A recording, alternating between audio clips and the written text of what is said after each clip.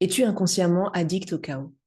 Soit il y a un domaine de ta vie où c'est le chaos, de manière récurrente et depuis peut-être très longtemps. Ça peut être la vie pro, la vie perso, les relations. Soit en ce moment, et peut-être depuis plusieurs mois, voire années, ta vie entière est un grand chaos. Alors, tu vas peut-être me demander, mais qu'est-ce que c'est le chaos? Voici 6 critères qui peuvent t'aider à identifier si tu te retrouves dans une situation chaotique. Tu n'es pas obligé de cocher les 6 cases, mais si tu te reconnais dans une ou plusieurs, ça va t'indiquer l'intensité du chaos que tu ressens dans cet aspect de ta vie ou dans l'intégralité de ta vie. Premier critère, la confusion. Si tu te sens flou, perdu, tu comprends pas trop ce qui se passe, tu sais pas trop où tu vas, il y a une énergie chaotique. Ça va avec le deuxième point, l'encombrement. Alors ça peut être un encombrement qui est émotionnel, mental, ça peut être un encombrement matériel au niveau des possessions matérielles, ça peut être de l'encombrement sur des espaces numériques, un encombrement de trop de stimulation ou simplement de l'encombrement qui fait que tu n'arrives pas à prendre ta place dans cet espace. Par exemple, si tu veux prendre soin de toi et que, comme beaucoup de personnes que j'accompagne, et comme c'était mon cas aussi pendant longtemps, au lieu de prendre soin de toi, il y a toujours quelque chose qui passe avant, toujours une sollicitation, toujours un truc à faire. Et finalement, ce temps que tu veux prendre pour toi, il arrive jamais.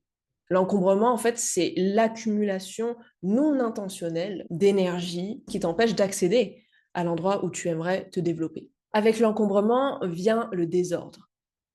Le désordre, c'est un manque de structure, une structure qui permettrait le bon fonctionnement des choses. S'il y a du chaos dans ta vie, c'est typiquement un endroit où tu as l'impression de ramer, tu n'arrives pas à faire les choses correctement. Il y a tout le temps des frustrations, des résultats qui sont insatisfaisants. Parce qu'en fait, tu ne sais pas encore comment bien faire fonctionner ce domaine-là de ta vie. Ce qui va créer du conflit. Quatrième signe de chaos. Le conflit, c'est quand il y a une opposition d'énergie, quand en fait il y a une synergie négative. Il y a des élans contradictoires qui, au lieu de s'assembler pour aller dans la même direction, se sabotent entre elles. Le conflit, tu peux ressentir, il peut être à l'intérieur de toi, il peut être entre toi et ton environnement, la situation, le domaine de vie qui pose problème, ou ça peut être aussi un conflit avec d'autres personnes, d'autres humains. Le cinquième signe de chaos, c'est l'instabilité. L'instabilité, c'est quand il y a des changements fréquents ou des imprévus fréquents. Du coup, tu n'arrives pas à te poser, tu n'arrives pas à construire sur la durée. Il y a toujours quelque chose qui vient faire capoter. Et donc, cette instabilité-là, elle est cause de beaucoup de stress. C'est un peu comme s'il y avait un éternel recommencement, pas de réelle progression dans le temps. Enfin, sixième signe de chaos, et celui-là, il n'est pas facile à identifier soi-même, c'est l'enchevêtrement. L'enchevêtrement, c'est quand on n'arrive pas à distinguer clairement les choses. Tout est embrouillé et du coup, on n'arrive pas à avoir de discernement, de recul pour pouvoir saisir intellectuellement ce qui se passe, mais aussi pouvoir faire quelque chose avec ce qu'il se passe. Typiquement, quand on n'a jamais été formé dans un domaine ou qu'on a été mal formé dans un domaine, on va avoir beaucoup d'enchevêtrement. On va mélanger des notions, on va mettre tout dans le même sac et donc du coup, on n'arrive pas à se dépêtrer de la situation et on n'arrive pas à développer une maîtrise des challenges qui se présentent à nous. Quand tu regardes ces 6 signes de chaos, la confusion, l'encombrement, le désordre, le conflit, l'instabilité et l'enchevêtrement, tous ces éléments-là sont des sources de stress. Parce qu'en fait, tout simplement, on n'y voit pas clair, on arrive difficilement à avancer et on se prend souvent les pieds dans les actions qu'on met en place ou les résultats insatisfaisants. Par exemple, si c'est dans ta vie relationnelle que tu ressens du chaos, ça veut dire que régulièrement, tu vas ressentir du stress dans des situations sociales. Il y a une partie de toi qui ne sait pas toujours à quoi s'attendre et qui redoute que ça se passe mal parce que très souvent, ça ne se passe pas comme tu voudrais. Il y a peut-être beaucoup de conflits, peut-être beaucoup d'instabilité. Peut-être que tu te sens vite envahi par ce que les autres te partagent et te demandent. Tu n'arrives pas à prendre du recul, à dire oui, non et prioriser les choses. Si c'est le cas, on peut dire que c'est le chaos. Du coup, est-ce que tu t'es reconnu dans un ou plusieurs de ces signes de chaos? Vivre du chaos, c'est pas un problème. C'est le fait de ne pas savoir quoi faire quand on vit le chaos qui est problématique. En réalité, vivre du chaos est souvent synonyme d'évolution. Soit c'est toi qui as changé et tu es en train d'aller vers une meilleure qualité de vie. Soit c'est le monde qui change et c'est une invitation pour te permettre de développer des capacités pour pouvoir mieux vivre dans ce nouveau monde. Alors, comment est-ce que tu peux établir ou rétablir l'ordre là où aujourd'hui règne le chaos? Déjà, si tu cherches une solution qui va régler le chaos en une fraction de seconde, ici, c'est pas ce que je vais te présenter. Cela dit, reste bien jusqu'à la fin de l'épisode parce que je vais te partager un niveau de conscience très subtil qui peut radicalement changer ta donne et que j'entends très peu dans les contenus de développement personnel. Donc reste bien jusqu'au bout de l'épisode pour entendre cette clé-là, parce qu'elle pourrait t'aider à te débloquer dans n'importe quel domaine qui est concerné par le chaos aujourd'hui pour toi. C'est pas magique, mais ça peut radicalement faire la différence. Ok, alors d'abord, on va voir les notions générales qui te permettent de rétablir l'ordre et qui s'appliqueront aussi à cette astuce mystère que je te partagerai après. Il n'y a pas d'ordre spécifique. Commence par les signes de chaos où toi tu te reconnais. Prends une grande inspiration avec moi et on va commencer. Si ton problème, c'est la confusion ou l'enchevêtrement, là, ta priorité, ça va être de clarifier et d'articuler ta situation. Si tu n'as pas assez de repères ou de recul par rapport à la situation que tu rencontres, c'est complètement normal de te sentir stressé et de galérer. Une question ressource que tu peux te poser, c'est quel est le domaine de vie qui est touché par le chaos? Ça va déjà une première étape pour clarifier. Est-ce que c'est ta santé mentale? Est-ce que c'est tes relations sociales? Est-ce que c'est un type de relation spécifique, les relations pro, ou alors les relations de couple, ou les relations amicales?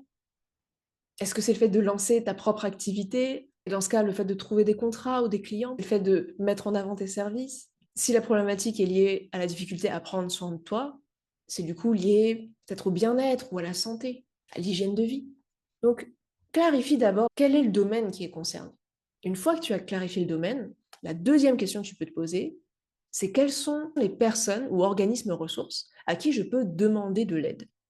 Là, tu peux t'adresser soit à des personnes dans ton entourage, soit à des professionnels. Et dans l'entre-deux, tu as aussi la possibilité aujourd'hui, à travers Internet, de trouver des ressources sur le sujet. Que ce soit des articles de blog, des vidéos sur YouTube, des épisodes de podcast, des sites Internet, des références de livres ou de films. Et tu peux même utiliser ChatGPT pour lui décrire ta situation, ce que tu voudrais, ce que tu voudrais plus, et lui demander quelles seraient les étapes pour apaiser et ordonner ce domaine de ta vie. Ainsi, tu vas gagner plus de visibilité. Tu vas arriver à mieux distinguer les différents éléments du problème et les différents éléments de ta solution. Et ainsi, tu pourras avoir beaucoup plus confiance en ta progression victorieuse dans ce domaine de vie. Si je reprends l'exemple des relations, peut-être que tu as identifié qu'il s'agit des relations amoureuses sur lesquelles tu as le plus de difficultés. En faisant des recherches, en allant demander auprès de quelqu'un, professionnel, perso ou Internet, tu as identifié avec plus de clarté que dans ton cas, c'était peut-être la gestion du conflit en couple qui posait problème. Et grâce aux différents éléments de ta recherche, tu as pu identifier qu'il y avait plusieurs axes pour travailler sur la gestion du conflit en couple. La première, ça peut être la relation à toi-même. Est-ce que déjà tu t'écoutes, tu nourris tes besoins, tu communiques efficacement, tes limites, tes désirs? Le deuxième axe, ça peut être quelles sont les méthodes de communication pour prévenir les disputes, les conflits et fluidifier la relation. Mais également, en cas de conflit, comment désescalader pour empêcher à la situation de s'envenimer et retrouver rapidement la paix, l'amour et la confiance dans ton couple. Et enfin, un troisième axe possible, ce serait avoir une vie de couple nourrissante. Partager des choses positives ensemble qui vont faire qu'il y aura de moins en moins de conflits et que quand ces derniers-là arrivent, le niveau de complicité est tellement fort que c'est beaucoup plus facile de les traiter avec bienveillance depuis l'espace du cœur. Voilà la force de la clarification et de l'articulation de ta situation. Maintenant, si pour toi les signes de chaos, c'était plutôt l'encombrement et le désordre, là, ce qui va être important, c'est d'épurer et d'ordonner. Épurer, ça veut dire définir un cadre clair et dégager tout ce qui sort du cadre. Par exemple, sur le plan relationnel, si là où c'est chaotique, c'est d'avoir des amitiés vraiment nourrissantes et équilibrées, commence par définir quels sont les types d'amitiés que tu veux vivre. Et tout ce qui ne rentre pas dedans, tu prends la distance avec. Tu le dégages de ta conscience, tu le dégages de ta messagerie, tu le dégages de ton environnement de vie, tu le dégages de ton agenda, et là, ça va te laisser l'espace pour respirer. Jusqu'à nouvel ordre, teste à quoi ça ressemble ta vie amicale avec juste ces 2-3 personnes qui restent, mais avec qui ça passe bien et ça correspond au cadre relationnel que tu as envie de nourrir dans tes amitiés. Comme on dit, Less is more. Quand il s'agit de rétablir l'ordre et de sortir du chaos, mieux vaut la qualité que la quantité. Concernant le fait d'ordonner maintenant, ordonner, c'est créer un système qui va faire qu'il va y avoir un bon fonctionnement dans la situation. Par exemple, s'il s'agit de nourrir des belles amitiés, ça va être d'établir, ok, quand est-ce qu'on est dispo pour se retrouver? Quelles sont les activités qu'on a envie de partager ensemble? En mettant de l'ordre, de la structure dans la manière dont vous vous relationnez, même si c'est un système qui est très basé sur la spontanéité, juste le fait de poser ça, de tester et de voir que ça fonctionne bien, ça va apaiser ton système nerveux, ça va apaiser ton mental, ton cœur. Tu sauras à quoi t'attendre et même découvrir des nouvelles choses, aller à des expositions, aller à des stages ensemble, partir en voyage.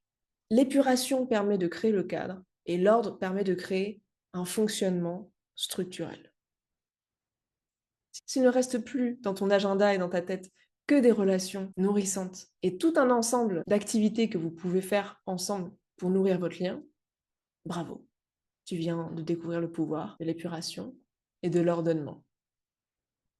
Maintenant, si tes signes de chaos, c'était l'instabilité et le conflit, alors ce dont tu as besoin, c'est de créer de l'entente et de la stabilité. La stabilité, c'est une fondation stable. C'est comme le repère le plus important, sans quoi tout le reste s'écroule. C'est un repère qui t'offre de la prévisibilité, de la familiarité, et ça, c'est extrêmement rassurant pour ton système nerveux. Ton inconscient a besoin de familiarité pour pouvoir fonctionner correctement. Si c'est tout le temps en train de changer, s'il y a tout le temps des imprévus, que tu n'es jamais préparé, ton corps et ton esprit vont être en mode survie en permanence. Dans l'hypervigilance, en train d'attendre le prochain danger. Imagine comme si tu te retrouvais sur un champ de bataille, que c'est la guerre. Tu ne sais pas d'où va venir le problème, mais la seule chose dont tu es certain, ou certaine, c'est qu'il va y avoir des problèmes. Donc c'est pas possible de construire dans ces conditions-là. Pas possible de se développer sereinement et de se détendre. La stabilité, c'est ce qui t'offre du ressourcement. Et quand on a été conditionné dans des environnements toxiques, ou négligents, ou violents, on a généralement beaucoup de mal à se ressourcer. On va vivre de la fatigue chronique, du stress chronique, on va avoir des problèmes de sommeil, de digestion, parce que le système nerveux n'arrive pas à se reposer. Donc, quelle que soit la situation où tu éprouves régulièrement de l'instabilité, ça va être vraiment très très important de trouver une fondation qui est ressourçante pour toi. Et pour t'aider à trouver cette fondation, tu peux t'appuyer sur les autres éléments qu'on a vus précédemment, pour t'aider à clarifier, poser un cadre, prendre du recul, structurer. Par exemple, sur le plan relationnel, le fait de dire je ne veux dans mon cadre relationnel que des amitiés qui sont nourrissantes pour moi, tu crées la fondation. Et c'est la fondation non négociable et immuable. C'est-à-dire que même si les personnes changent dans le temps, même si tu rencontres des nouvelles personnes et que d'autres personnes sortent de ta vie, la fondation stable, ça va être je nourris les liens dans la sphère amicale uniquement avec des personnes avec qui c'est nourrissant pour moi. Dans ce cas-là, après, ton corps, ton cœur et ton esprit peuvent être tout à fait ouverts à la diversité des personnalités qui sont présentes dans ce cadre.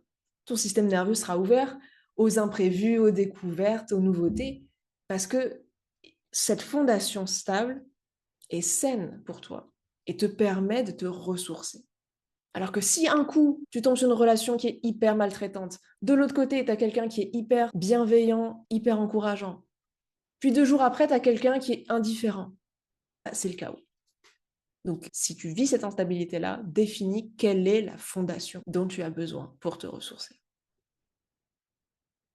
Maintenant, si le signe de chaos que tu as identifié est le conflit, l'opposition des forces, la création d'entente, c'est quelque chose qui peut être profondément apaisant quand on sait comment faire. Pour créer de l'entente, tu as besoin de distinguer quelles sont ces forces individuelles qui s'entrechoquent, qui vont pas dans la même direction.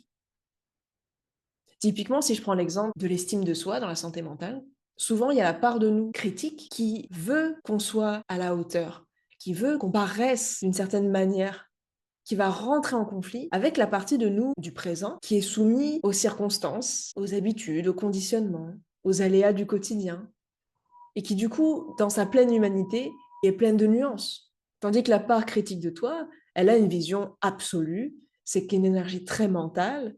Je dois être de telle manière. Par exemple, je suis une personne organisée. Et bien, si jamais un jour, tu n'es pas si bien organisé, la part critique de toi va sortir et se dire, mais c'est quoi ce bordel? Comment est-ce que tu as pu laisser ce bazar se mettre en place? Donc là, on se retrouve avec un conflit. Et ces conflits vont créer des problématiques. Donc là, ce qu'on a besoin de faire, c'est déjà d'identifier, OK, bah voilà, il y a ces deux forces-là. Mon but, ça va pas être de vouloir transformer les forces qui sont présentes, c'est d'essayer de comprendre comment ces forces-là peuvent s'aligner. Par exemple, le critique intérieur, on peut l'éduquer avec de la présence et de la bienveillance, en changeant certains systèmes de croyances qu'on a, un peu radicaux, qui sont souvent tirés de conclusions qu'on a eues quand on était enfant ou ado, et d'amener du coup des croyances un peu plus matures, plus adultes, plus nuancées. Se dire, en fait, j'ai le droit de viser haut et en même temps d'être pleinement humaine. Dans ce cas, mon humanité du moment s'aligne avec la part de moi qui a des aspirations et qui juge si je suis en phase ou pas avec ces aspirations. Et donc tout à coup, il y a un alignement qui peut se faire. Quand il s'agit de conflits sur le plan relationnel, eh bien ça rejoint l'exemple de tout à l'heure.